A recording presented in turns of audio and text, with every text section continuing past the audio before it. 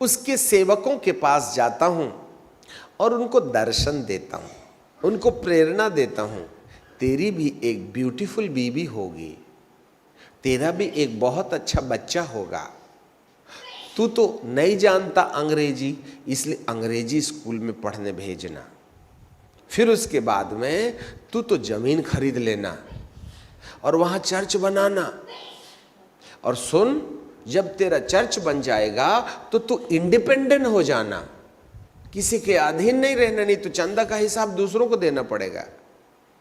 और जब तू इंडिपेंडेंट हो जाएगा तो 4 सेवक बनाना और उनको भेजना सेवा करने के लिए, और एक झूलने वाली कुर्सी ले लेना, और जब कभी पेन गिर जाए तो अपने सेवकों को बोलना उठाइए, झुकना मत, तभी ना पता चलेगा अपन कोई है। और फिर एक संस्था बना लेना, फिर कार्ड भी बनाना, भले ही 4 लोग हों, उसको YouTube में डाल देना जिससे कि दुनिया जाने हमारी संस्था का नाम ये है। और फिर उसके बाद में आपको तो मालूम ही है संस्था बनी क्यों है, वेबसाइट में डाले क्यों है, जिससे कि कोई ना कोई अंग्रेजी कौवा सोने का अंडा लेके आ जाए।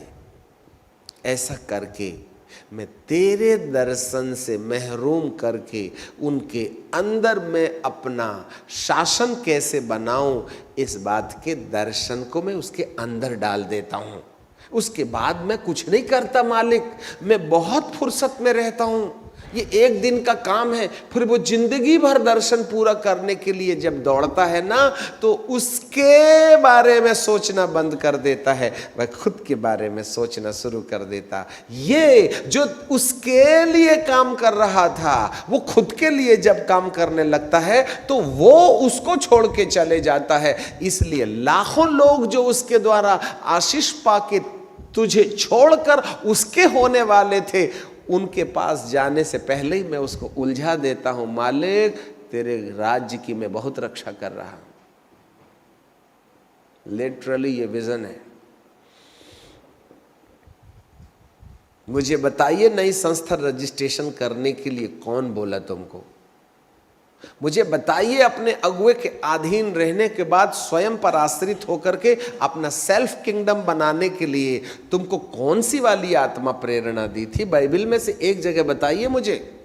Independent ministry, do you have any idea from the word of God that the word of God proveth that the independent ministry is also the considerable to God according to the word of God? मुझे बताइए ना, स्वतंत्र सेवा का कहां लिखा हुआ है बाइबल के अंदर? अरे मेरा यीशु भी स्वतंत्र नहीं था भाईजान। यूहन्ना की किताब के 5वें अध्याय के 19वें पद में बाइबल कहती है, मैं अपने आप से कुछ नहीं करता, जो कुछ भी मैं पिता को करते हुए देखता हूं वही मैं करता हूं। 19 पद में लिखा हुआ, मेरा न्याय सच्चा है, मेरा न्याय मैं अपने आप में नहीं वरन पिता मुझ में रह करके न्याय करता है। अब आप बताइए, जब यीशु मसीह इंडिपेंडेंट नहीं हुआ तो तुम्हारी बाइबल में लिखा कहां है जो तुम इंडिपेंडेंट हो जाइएगा? सब मिशन ही मिनिस्ट्री है, याद रखिएगा। अंधकार की शक्तियां एक बढ़ते और उभरते सितारे के ऊपर चमकने वाली रोशनी को तबाह कर देने के लिए उसे आधीन से अलग करके स्वयं अधीन बना देता है। And that is the biggest deal of the demonic forces.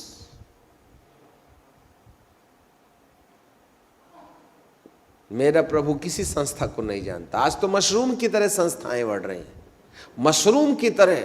और एक बार इंडिपेंडेंट हो जाइए, आप किसी की नहीं सुनिएगा, अपन का राज्य अपने तरीके से चलेगा। हमको मालूम है इंडिपेंडेंट का मतलब ही चंदे का व्यापार, और कोई दूसरा मोटिव नहीं है।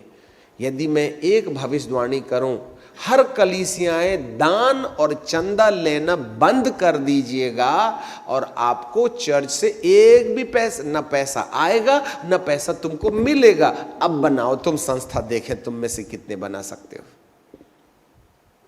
फिर से एक बार सुनो, यदि कलीसिया से दान लेना बंद कर दिया जाए, ऑफरिंग का सिस्टम हटा दिया जाए और कोई ऑफरिंग कलीसिया के अंदर में ना आए और केवल सेवा का काम किया जाए, अपना कमा के सेवा का काम किया जाए, फिर रजिस्ट्रेशन करवाइए, हमें समझ में आ जाएगा कौन रजिस्ट्रेशन के लिए पवित्र आत्मा से प्रेरणा पाया है। आपको क्या लगता है हम ट्रैप हो गए?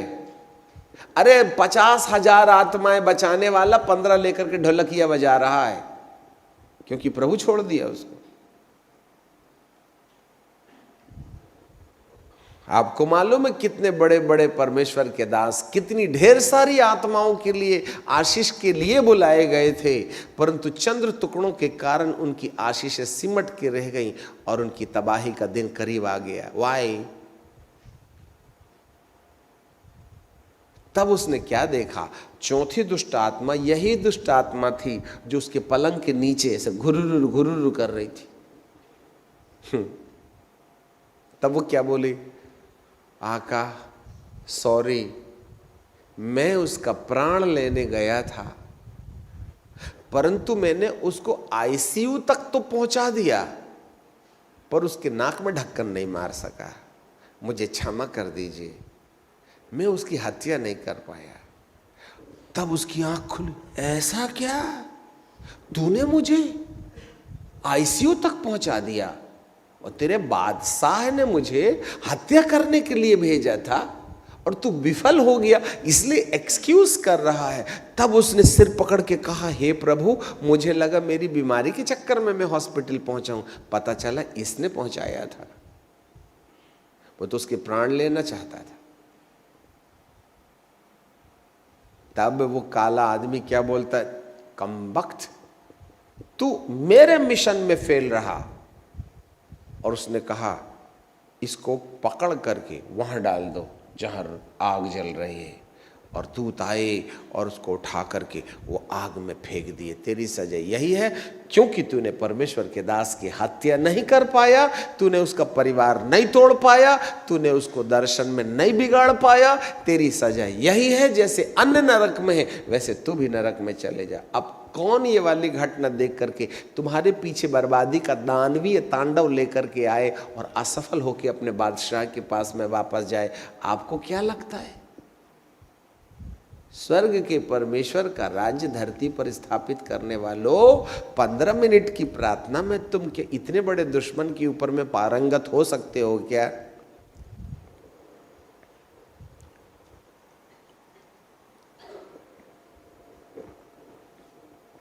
सारे संसार के ऊपर आने वाली विपत्ति तुम पर भी आ पड़ेगी।